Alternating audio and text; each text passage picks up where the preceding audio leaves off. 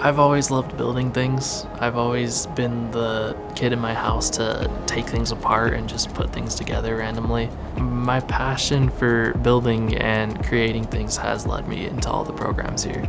I decided to pick all three programs because I wanted to be varied in what I'm able to do and what I'm capable of. All three of the programs that I'm in, they all kind of work together in a way. Because I'm in high school, all of my tuition is paid for the Davis Tech classes. By the time I complete high school, I'm hopefully going to be completing 2 of the programs. I love coming to Davis Tech. There's a lot of opportunities and a lot of things that I'm able to do here. I'm not just getting an education here, I am having a lot of fun. There's a lot of things that you can do, a lot of hands-on activities. You could just create things if you really want to. All the skills that I've learned here have helped me tremendously, being able to grow in different fields and having a very, very large variety of what I'm capable and able to go into. Being able to actually work with the machines, being able to work with the metal and with the composite materials firsthand has taught me a lot, more than any textbook ever could have.